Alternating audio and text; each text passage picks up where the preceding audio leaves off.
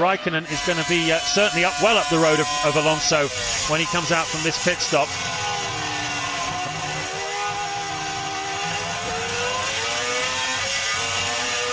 So there's Kimi Räikkönen. The McLaren mechanics are waiting for him. We're riding on board as he comes down the pit lane. Here he goes. Race leader. This will hand the lead back to Giancarlo Fisichella, but then we will have a real run to the finish. In he comes then. Inspecting the tyres, clearing the radiators. Well, he wants to get on with that, doesn't he? Pushing back out again. There's Fisichella. He takes the lead back again. And that is the margin. And that, with 8 laps to go, that's what Räikkönen has to close up now. Fisichella lapping in the low 1 minute 33s. It'll be difficult for Räikkönen to go substantially faster than that unless he's feeling completely inspired. But nevertheless, I would put anything past Kimi Räikkönen.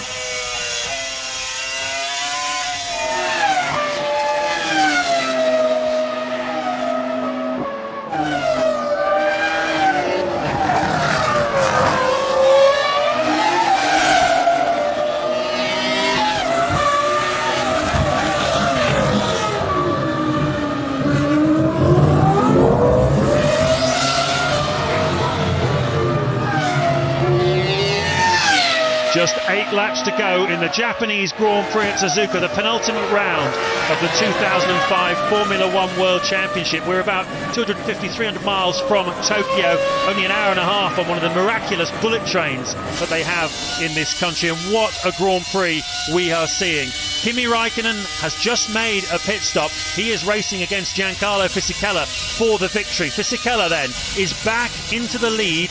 Räikkönen is second. Mark Webber, having a fantastic drive this afternoon, is in third place. Alonso has leapfrogged Button into fourth. Button then down into fifth place. Coulthard has got himself in front of Michael Schumacher and Ralf Schumacher. So the Red Bull Racing team having a terrific afternoon, and Coulthard, clearly inspired here, is in sixth place. Michael Schumacher seventh, ahead of his brother in eighth place. And Räikkönen is just 5 seconds behind Fisichella, having started from the back of the grid here this afternoon. Räikkönen was 17th, Fisichella was third on the grid. It's been an unbelievable Grand Prix with overtaking action throughout the field. We've had a number of different leaders of this. At several stages, the big names have been held up behind slower traffic. It's cost them time, but it's been absolutely wonderful entertainment. Alonso has gone round the outside of Michael Schumacher to take a pass in the 130R corner. But anyway, that is the order in the closing stage of this Grand Prix, and I wouldn't put any money against Räikkönen having a go at Fisichella here. It's catching him 4 tenths already in the first sector. Räikkönen was faster in the middle sector on his outlap by 7 tenths faster than Fisichella on his outlap. He's absolutely on fire, and Fisichella's really been sleeping a little bit, I think. He had such a cushion, but he's been so slow after his final stop. It's all just ebbed away, and now Räikkönen, you have to say, amazingly, Räikkönen looks favourite for this Grand Prix. Alonso attacking Webber for the final podium slot. Button has slipped down to fifth, as you say. Coulthard passing Michael Schumacher up to sixth, so we're looking at a fifth and sixth for the Brits.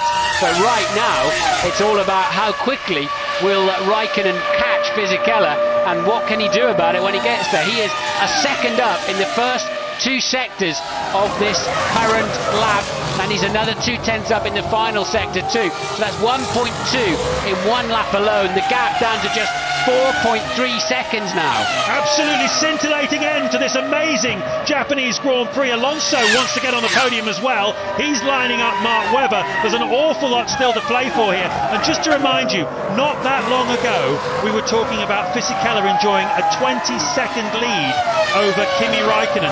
Räikkönen stayed out longer on his strategy than Fisichella. As you say, Martin, Fisichella was a little bit off the pace, having made that fuel stop for whatever reason. Maybe it's the car, maybe it's him. But now it's going to be an absolutely scintillating finish, and Ted Kravitz is standing by in the Renault garage. Yeah, and they're nervously, frantically talking to Fisichella on the radio. His engineer, Alan Permain, telling him to push as hard as he possibly can.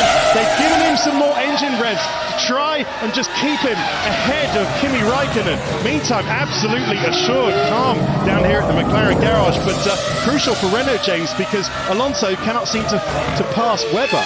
Well, we'll wait and see on that one, Ted, but let me remind you of the context of this battle, because the Constructors' Championship, the only thing left to play for in this World Championship, because obviously, as we know, Alonso has already wrapped up the driver's title. Well, Renault trail McLaren here by 2 points. So if Fisichella's leading this Grand Prix, that's 10 points. Raikkonen second, that's 8. Alonso is fourth, that is 5 points. But all of that could really change here if they can get past each other. If Raikkonen, who's now only 3 seconds behind Giancarlo Fisichella, can close up and pass. If Alonso, who's less than a second behind Mark Webber, can pick up an extra point here or there, it could make all the difference in the Constructors' Championship, particularly as Montoya will score nothing. He's out of the race. Look at this though. Alonso's going for it down the inside on the grass, 2 wheels. Fernando Alonso, what a brilliant move once again. Another fantastic pass. Stunning. Alonso is totally fearless today. He got a better run out of the chicane, picked up the slipstream. Webber thought he'd covered him off, so Alonso took a little bit of grass to give himself the extra space he needed. He's up to P3, but Fisichella can't respond. He's 6/10 slower in the first sector on this current lap than Raikkonen. Raikkonen is just reeling him in. Fisichella seems like he mentally had this, was standing on the top step of the podium and now just cannot respond. But look at this from Fernando Alonso. Incredible bravery. Reminded me of when Michael Schumacher put him on the grass going down to Stowe and he just hung on in there. But they didn't make the pass on that occasion. But did he get through this time? It's been a great drive from Webber too. But look, there is Fisichella, and now there is the flying Raikkonen. And as soon as Fisichella starts to see him in his mirrors, then he's under extra pressure. He certainly is. 5 to go here then. 4 at the end of this lap. They're going to cross the line any time now. 4 laps to go under the view of that huge Ferris wheel, the giant funfair behind this racetrack here at Suzuka, designed back in the early 1960s, home to the Japanese Grand Prix since 1987. It's seen some fantastic races, but I can't think of any better than this one. 53 laps of this Grand Prix have been scintillating really from start to finish. Fisichella leading Raikkonen by just 1.8 seconds, and look at how he's eaten into his lead. Over a second a lap for the last 3 laps. And what amazing bravery by Fernando Alonso. He's already wrapped up the Drivers' Championship, and yet he's still taking huge risks for a podium finish here, for another point for his team in the Constructors' Championship. What commitment, what bravery. Well, when Kimi gets there, and this back marker, the Minardi, might just play into this equation here, but when Kimi arrives, he's got to just drill him straight away. If he ends up settling in behind him and getting in that turbulent air, he's going to struggle. There's not enough time left. But look, Fisichella's got to clear the Minardi down the back straight here. He must, and he will, I think, get past the Minardi. And if he has to hesitate on the way into 130R, Raikkonen's going to be right with him. And look, the Minardi moves to the left and blocks Fisichella, and he's also going to block Raikkonen on the exit of 130R. But Raikkonen, the net winner there, and Fisichella almost off the racetrack as he went to the inside to pass the Minardi, and the Minardi decided to yield at that time, and that's played beautifully into Kimi Räikkönen's hands. Certainly has. Down the pitch straight then with just 3 laps to go. Raikkonen has taken 1.3 seconds on that lap out of Giancarlo Fisichella, and now the 20-second lead of a few laps ago is down to just half a second. 2 car lengths, and well, you'd have to say that Kimi Räikkönen is looking very, very good here. When and where will he attack Giancarlo Fisichella, who's just struggling with the pace, frankly? 1:33.717 is 6/10 of a lap slower that his teammate Alonso's doing at this point in the Grand Prix. Clearly Fisichella perhaps not quite happy with the tyres, not quite happy with something in the balance of the car. It's not really under him in the way that the McLaren is under Kimi Räikkönen here today. And 2 Renaults are going to be on the podium with the McLaren, but what will the order be? We've got Coulthard catching Button as well quite quickly for 5th and 6th. It's all going on down the field.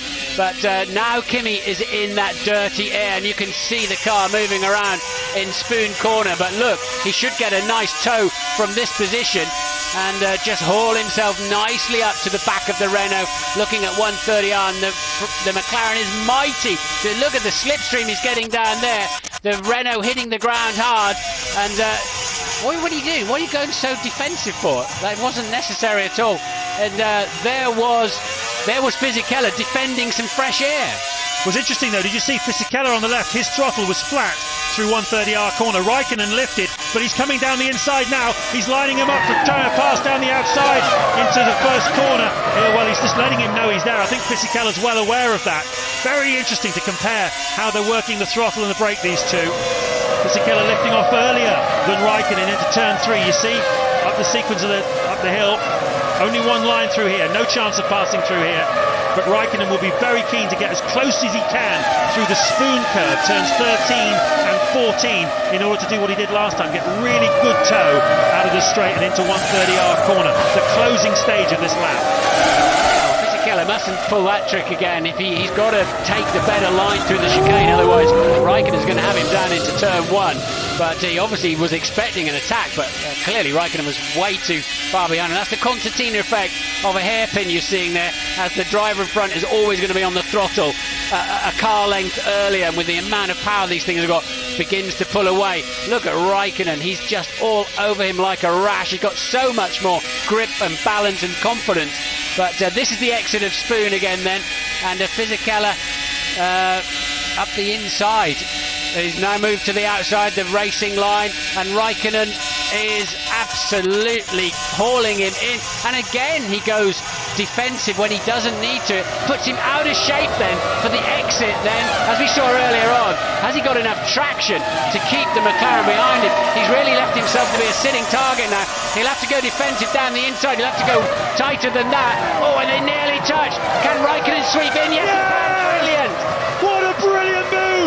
Side by side down the straight, Grand Prix racing at its absolute finest. Kimi Räikkönen sweeps through to take the lead of the Japanese Grand Prix. He started from 17th place. Let's enjoy this again. There, and he moves to the right to force him to the left-hand side, but there's so much more grip there, and then it's Fisichella facing the tighter line into the corner. But again, he got it all wrong at the top chicane by just compromising his exit. And then, as I said, he was always going to be a sitting target down the pit straight. Brilliant stuff from Räikkönen. Absolutely sensational. Kimi Räikkönen then heading for his 10th Grand Prix victory, the 7th of this season. And what a year he has had. And what an amazing Japanese Grand Prix he has had as well. Fighting his way through. It seemed as though he lost his chance when he got tucked up behind Jenson Button and Mark Webber, and Fisichella had a 20-second advantage over him, but he's managed to whittle it down. Brilliant strategy this afternoon by the McLaren team. And here he comes then. Takuma Sato there has caused a few problems this afternoon, but not as Räikkönen sweeps through to lap him. And one of the most dramatic Grand Prix in living memory comes to a close with Kimi Räikkönen, the winner! Absolutely sensational performance. In second place will be Giancarlo Fisichella. Räikkönen loves that. And in third place, Fernando Alonso. Another good shout for driver of the day for Mark Webber. We haven't seen much of him, but fourth place for him in the Williams. Jenson Button, the early promise, didn't work out for him. He's going to come through in fifth. Coulthard sixth. Michael Schumacher seventh. And Ralf Schumacher, the pole sitter here for Toyota, ending up in 8th place. I mean, I would hate to be you and have to make the decision, the driver of the day, because we have seen some of the finest driving for many years. Räikkönen outstanding, Alonso outstandingly brave. Webber, fantastic to get that car up to that place in the grid. Button didn't quite have it, the pace when he needed it from the BAR. Coulthard scintillated from him as well. Who's it going to? Well, this is year 9 for F1 ITV, and I have to say this is one of the most enjoyable races that I've certainly commentated on. It's stunning driving, all sorts of drama and action, but you can only give it surely to this man, Räikkönen. He got the job done all the way through. He was compromised earlier on in the day, kept his nose clean. I mean, Alonso's 2 overtakes were sensational, but he's ended up 17.5 seconds adrift of them. He's behind Räikkönen. So for me, Räikkönen just edges it, but sensational, brilliant skills. What a pleasure it's been to watch that race. An absolute pleasure, especially when you consider that Räikkönen actually started behind Fernando Alonso. They were 16th and 17th on the grid, and they end up 1st and 3rd. Räikkönen first place, Alonso in third, and Fisichella, who started third on the grid, finishes in second place in the Renault. So 10 points for McLaren, whilst the Renault team take 14, and that means there's still, I believe, 2 points between them going into the final Grand Prix. Wait for the tables to come up, but my basic maths in my head seems to suggest that that's the situation. So it's basically Montoya's crash has been more or less negated by the amazing performance of Kimi Räikkönen. There you can see then the top 10. Klian, having qualified in fourth place, finishing out of the points, and just showing again the value of experience. David Coulthard finishing 20 seconds ahead of his teammate, and a really fantastic performance by David Coulthard. Yeah, he was just a couple of seconds behind Jensen at the end of the day. Another race where the BAR Honda has tended to float backwards as the laps unfold. In ninth, Massa, Villeneuve there. Massa beating Villeneuve for the first of the Saubers. Barrichello back in 12th after, well, he didn't really lose out at the beginning in a way because he caught back up under the safety car situation, but a poor weekend for Rubens Barrichello. There you can see Montoya not classified, had a crash on the early stages of the Grand Prix, and you know, in a funny sort of way, Martin, with Fisichella the only front-running car at the front of the grid and those three at the back, ironically, that crash of Montoya's, which brought out the safety car, is probably the thing that helped the guys at the back of the grid come through and win the Grand Prix. So it's probably Montoya's crash helped Räikkönen win this Grand Prix. In some respects, yeah, we don't know how that would have played out, but Montoya going around the outside of a car in that final turn, which wouldn't be a smart move at any time, but surely that's one of that must be Räikkönen's finest moment in terms of a Grand Prix drive. I mean, that was just something else. Absolutely, no question. Look how much Ron Dennis loves that. We're hearing that apparently Flavio and co stormed off the pit wall, not at all happy to have lost that race. And you have to say, it doesn't look like they should have lost that race from Fisichella, but he just couldn't respond, could he? And he had the race in the bag. It was done and dusted, and he just let it ebb and slip away from him.